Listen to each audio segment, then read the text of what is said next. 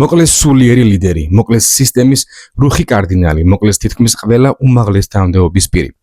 მოკლეს ან დაასახიჩრეს ახლად არჩეული სულიერი ლიდერი. გაანადგურეს ქვეყნის ტერიტორიაზე მდებარე 10,000-ზე მეტი სამხედრო თუ ლოჯისტიკური კვანძი.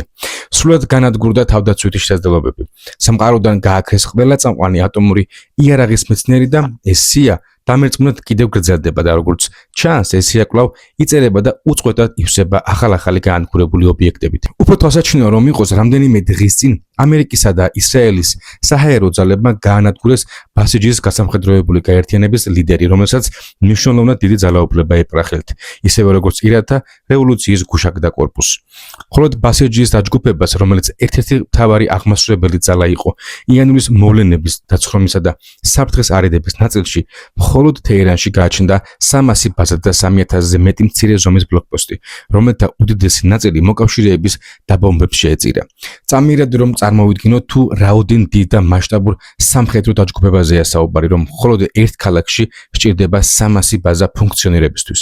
ტოტალური ტერორიც სწორედ ამიტომ გამოსდის რეჟიმს ასე წარმატებით. ამ მომენტისთვის ამერიკისა და ისრაელის ძალებს უდიდესი ტაქტიკური გამარჯვება აქვს მოპოვებული, თუმცა ომი მოგებული ჯერ არ არის. მესამე მსოფლიო ომის დაწყებამდე დარჩენილია საათები, ან შეიძლება ითქვას, რომ აღნიშნული ომი უკვე მიმდინარეობს. ისრაელისა და ამერიკის ერთობლივი ინტენსიური და უწყვეტი საჰაერო შეტევების შედეგად ირანული თავდაცვის ყველა საშუალების დეზორგანიზება გამოიწვიეს, რასაც შეტევების პირველივე საათებში ირანის სულიერი ლიდერი და ქვეყნის დე-ფაქტო მმართველი აიათოლა ხომენეი შეეწირა და მასთან ერთად არაერთი მაღალი თანამდებობის პირი და მათი ოჯახის წევრები. ტრამპმა ღიად განაცხადა, რომ აღნიშნული ოპერაცია არ იქნება რამდენიმე საათიანი ან რამდენიმე დღიანი, არამედ ის გაგრძელდება მანამდე, სანამ დასახულ მიზნებს არ მიაღწევენ. კერძოდ, სრულად არ განადგურდება ატომური იარაღის შექმნის ნებისმიერ შესაძლებლობა და სრულად არ განადგურდება ბალისტიკური რაკეტების დამზადების შესაძლებლობა. რადგან ირანის ხელში აღნიშნული იარაღის ქონა ნიშნავს, რომ მთელი რეგიონი ჰყავდეს მძევლად აყვანილი საკუთარი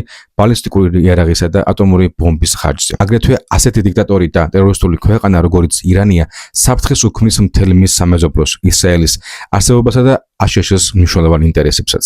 ამავდროულად, ხშირად ნახავთ კადრებს ირანის მეჯლისიდან თუ როგორ ომახიანად გაიძახიან და გახვირიან სექტორი ამერიკას, სექტორი ისრაელს. ტრამპი და მისი ადმინისტრაცია სრულად იაზრებენ იმ ფაქტს, რომ ამერიკულ მხარესაც ეყოლება მსხვერპლი და დანაკარგები. ისინი პირობდებენ, რომ მაქსიმალურად ეცდებიან მათ წინაშე არსებული რისკები მინიმუმამდე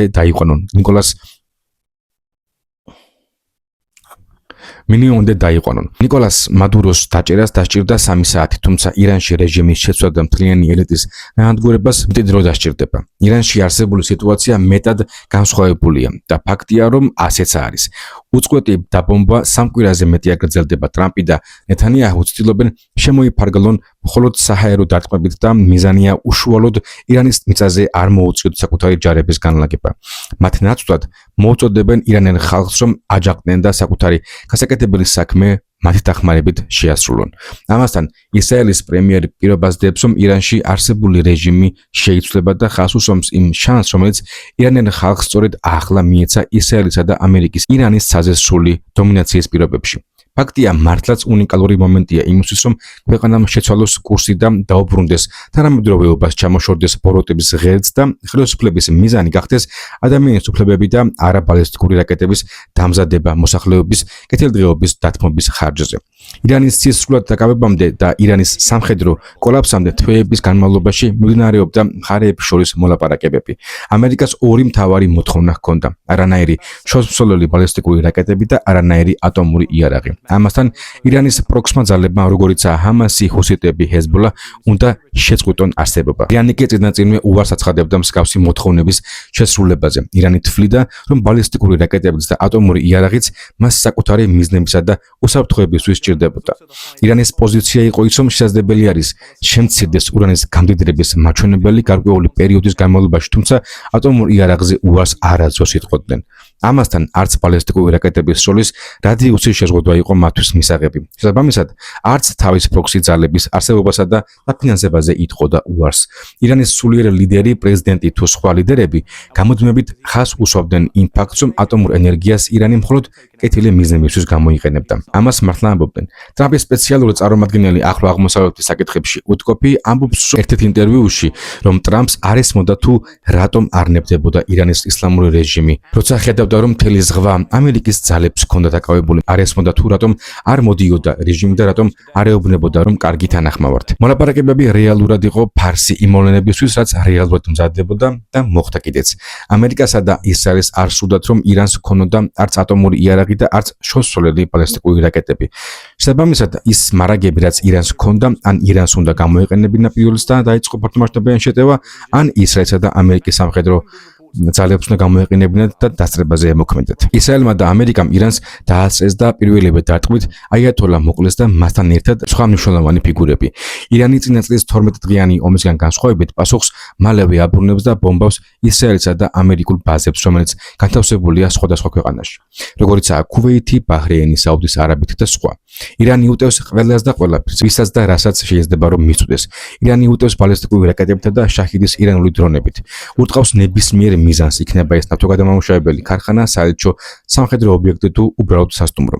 ირანი არ არიდება მშვიდობიანი მოსახლეობის მსხვერპლს, განსხვავებით ისრაელისა და ამერიკისგან, რომლებიც უდიდესი და იგუველური სიზუსტით ბომბავენ წინასწარ განსაზღვრულ მიზნებს და მაქსიმალურად იგერიებენ ირანის მხრიდან ნებისმიერ რაკეტასა თუ დრონს, როგორც საკუთარ სივრცეში, ისე მოკავშირეთა ჰაერში ახერხებენ მათ განეიტრალებას.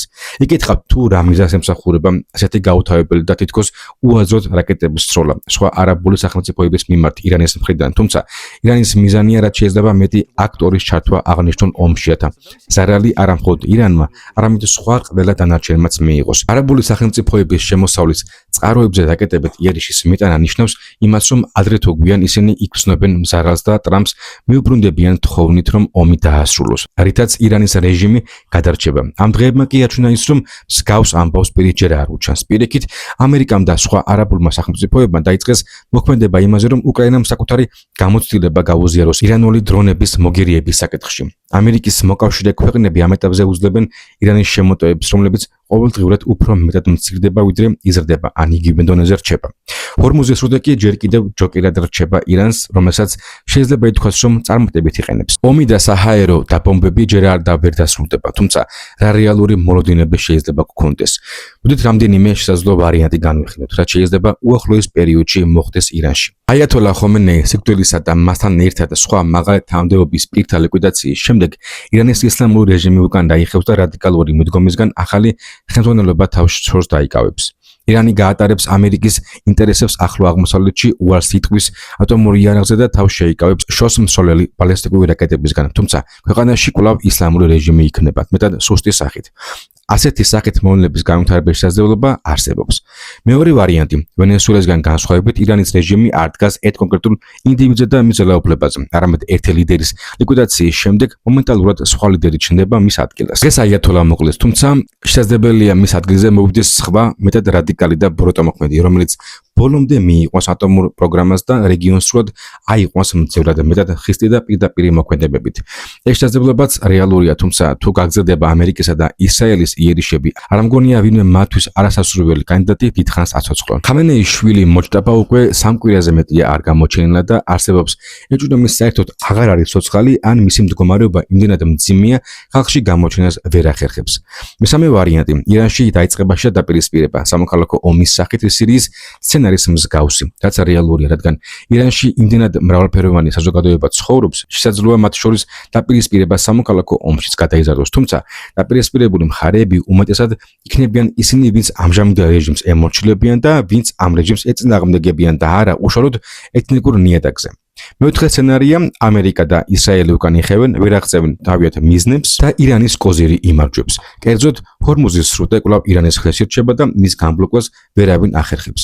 ამერიკა იძულებული ხდება დახუროს თავისი ბაზები ახლო აღმოსავლეთში და ისრაელის არსებობას რეალური საფრთხე უდგება. რაღაც დაგიმალოთ და აღნიშნული ვარიანტის რეალობად ქცევა არც სასურველი სცენარია ამ ეტაპზე და არც მთლად რეალური ამ მომენტისთვის. არსებობს კიდევ სხვა უამრავი ვარიანტი, თუმცა ამჯერად ეს 4 ვარიანტი ყველაზე ცხადი და რეალურია. მას შემდეგ, რაც ირანის წინააღმდეგ დაიწყო საჰაერო იერიშები, გაჩნდა უამრავი კითხვა და მოსაზრება იმის თაობაზე, თუ რა მიზნის მიღწევა სურს ამერიკასა და ისრაელს ირანში. რა მომენტი უნდა დადგეს, რომ გაჩერდნენ, ან რა მომენტში მოუწევთ გაჩერება. ან საერთოდ ეს ყველაფერი მალე დასრულდება, თუ სხვა მსგავსი ომების მსგავსად დიდხანს გაგრძელდება. მსგავსი მაგალითები გვაქვს 2001 ავღანეთი, 2003 ერაყი, 2011 ლიბანი და ახლა ირანი, 2026. ირანი არც არასდროს იყო და არც ახლა ახლა ხელწამოსაკრავი ძალა. მას აქვს უზარმაზარი რესურსები და პოლიტიკური ნება, რომ ხალხის კეთილდღეობის ხარჯზე ქვეყანამ შექმნა სხვადასხვა სახის იარაღი სხვა ქვეყნების დასაშინებლად და დასამორჩილებლად. ირანი მხოლოდ ირანი არ არის. მას აქვს შექმნილი დიდი ალიანსი და აფინანსებს მისთვის მნიშვნელოვან აქტორებს, როგორიცაა სირია, იემენი და სხვადასხვა გასამხედროებული გაერთიანებები. ირანი არ არის იმ სახელმწიფოს კატეგორიათა შორის, რომლებიც წარუმატებელი სახელმწიფო შექმნეს, არამედ პირიქით შექმნეს ძალიან მყარი და ძლიერი თეოკრატიული დიქტატურა, რომელიც ჩაგვასა და ბოროტებაზე დგას. აკონტროლებს მსოფლიო ნავთობის ბაზის მესამედს და მის ხელშია სხვა ნავთობის მქონე ქვეყნების სამარშრუტო გზაც, ჰორმუსის სრუტის სახელით ცნობილი, რომლის ბერკეტიც ირანმა საკუთარი ინტერესების გამო ჩაკეტოს, იგი უკვე გამოყენებული აქვს ბოლო რამდენიმე კვირის განმავლობაში. რატომ ხდება, რომ დემოკრატია ვერ მყარდება ისეთ სახელმწიფოებში, როგორიცაა ერაყი, ლიბია ან ირანი და ვერ ხდებიან ეს ქვეყნები ისეთი სტილის, როგორიც გერმანია, დიდი ბრიტანეთი ან ამერიკა. უამრავი სხვაობის მიღმა არის ერთი განსაკუთრებულად მნიშვნელოვანი სხვაობა. ევროპის ქვეყნებსა და ამერიკაში ქვეყნის ბიუჯეტი ივსება მოსახლეობის მიერ გადახდილი გადასახადებით, რითიც შემდეგ ფინანსდება პოლიცია, ჯარი, ჯანდაცვა და ასე შემდეგ. ხოლო ზემოჩამოთვლილ ქვეყნებში ყველა სექტორი ფინანსდება ნავთობითა და უკანონო გზებით მოპოვებული შემოსავლით. გამოდის, რომ ხალხი კი არა ფინანსებს სახელმწიფოს, არამედ სახელმწიფო აფინანსებს ხალხს და ყველაფერს, რაც ქვეყანაში მოქმედებს. თავის მხრივ, სახელმწიფო ფინანსდება ბუნებრივი რესურსებისგან, რომლის მონოპოლისტი უშუალოდ თვითონაა. თავარი განსხვავება ამ ორ ცივილიზაციას შორის არის ის, რომ დასავლეთში ხელისუფლების ცვლილება არ იწვევს ქვეყნის დაქცევას, არამედ იწვება კურსი ან ეკონომიკური მოდელი, ხოლო აღმოსავლეთში უმეტესად ლიდერზეა მიბმული სისტემა და მისი ჩანაცვლება ნიშნავს მთლიანი სისტემის შეცვლას, რაც შესაძლოა ქვეყანაში სრული კოლაფსი და ქაოსი გამოიწვიოს.